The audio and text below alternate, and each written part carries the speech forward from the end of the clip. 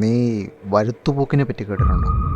ഓ, ഈ ദൈവങ്ങളൊക്കെ അടുത്തുള്ള ക്ഷേത്രങ്ങളിൽ പോകുന്നതുമായി ബന്ധപ്പെട്ടുള്ള കോൺസെപ്റ്റ് അല്ലേ? കേട്ടിട്ടുണ്ട്. ഈ വരുത്തുപോക്കുള്ള സ്ഥലം വാങ്ങുകയോ വിൽക്കുകയോ ചെയ്യരുതെന്നൊരു വിശ്വാസമുണ്ട്.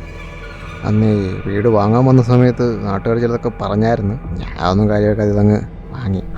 അപ്പം നല്ല ചുളുവലൊക്കെ ഇട്ട് കാണുമല്ലേ? ആ, അതുകൊണ്ട്. പക്ഷേ കുറച്ച് ദിവസമായിട്ട് ഇവിടെ നടക്കുന്ന കാര്യങ്ങളൊക്കെ വെച്ച് നോക്കുമ്പോൾ നാട്ടുകാർ പറയുന്നതിൽ എന്തോ ഒരു സത്യമില്ലേ എന്നൊരു സംശയം. എന്താടാ? ഇക്കഴിഞ്ഞ വെള്ളിയാഴ്ചയായിരുന്നു.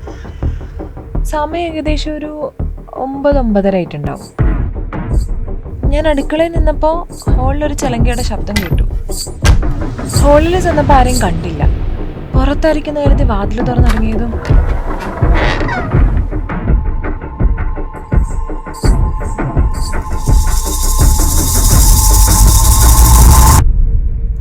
നീ ആ സമയത്ത് എവിടെയായിരുന്നു? ഞാനകത്ത് റൂമിലായിരുന്നു. നിലവിളി കേട്ടൊന്ന് നോക്കുമ്പോൾ ഇവള് ബോധം കൊണ്ട് തറ കിടക്കുക. എന്താ കണ്ടേന്ന് കൃത്യമായിട്ട് ഓർമ്മയുണ്ടോ? ഞാനങ്ങനെ പെട്ടെന്ന് പേടിക്കുന്ന ആളൊന്നുമല്ല. പക്ഷേ അത് വല്ലാത്തൊരു രൂപം. അതിൻ്റെ അടുത്തേക്ക് വന്നപ്പോഴേക്കും പേടിച്ചെന്നെ കണ്ണിലിരുട്ട് കയറി. സത്യം പറഞ്ഞാൽ വല്ല കള്ളനെ കണ്ട് പേടിച്ചതാണ് ഞാൻ വിചാരിച്ചത്.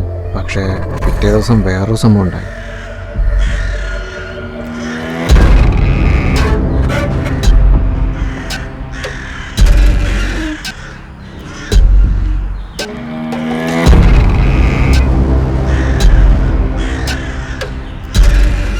അന്ന് മാത്രമേ വീടിന് ചുറ്റുന്ന 5ഓളം കിളികളെ കിട്ടിയത്. ഈ വരുത്തുപോക്കുള്ള സ്ഥലങ്ങളിൽ പക്ഷികളും മൃഗങ്ങളും ഇങ്ങനെ ചത്തു വീഴുന്ന ഞാൻ കേട്ടിട്ടുണ്ട്. ഇനി അങ്ങനെ വല്ല ആണെന്നുണ്ടെങ്കിൽ ഇത് വിട്ടിട്ട് എങ്ങോട്ടും പോകാമെന്ന് വെച്ചാൽ ഹൗസ് ഓണറെ പൈസ തരുമെന്ന് തോന്നുന്നില്ല.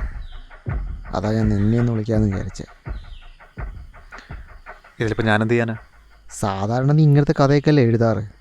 നീ ഇതൊക്കെ ഒന്ന് മനസ്സിലാക്കിയിട്ട് എന്താ ചെയ്യാൻ പറ്റുന്നതെന്ന് പറഞ്ഞാൽ. എടാ, ഞാൻ എഴുത്തുകാരനാണ്, ഡിറ്റക്റ്റീവ് അല്ല. എഴുതുമ്പോൾ എന്ത് വേണമെങ്കിലും എഴുതാം. പക്ഷെ ഇതങ്ങനെയല്ലല്ലോ. എനിക്ക് വേറെ പണിയുണ്ട്. എടാ, നിന്നോട് കൊലക്കേസ് അന്വേഷിക്കാനൊന്നുമല്ലല്ലോ ഞാൻ പറഞ്ഞേ. നീ ഇന്നൊരു ദിവസം ഇവിടെ നിൽക്ക്, എന്നിട്ട് ഇവിടെ എന്തെങ്കിലും പന്തികളുണ്ടോ നോക്ക്. അല്ലെങ്കിൽ നമുക്ക് വേറെ എന്തെങ്കിലും വഴി നോക്കാം.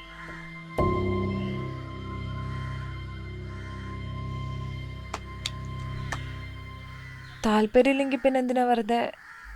ആർക്കും താല്പര്യമില്ലെന്ന്? അവനാ? ഇതൊക്കെ അവൻ്റെ അഭിനയല്ലേ? നിനക്കവനെ അറിയാൻ പാടില്ലാത്തതുകൊണ്ടാ. ഇന്ന് രാത്രി തന്നെ ഇവൻ്റെ പേരന്വേഷിച്ച് പോയി തുടങ്ങും. അവനെ ഇതിലൊക്കെ ഇച്ചിരി വട്ടം.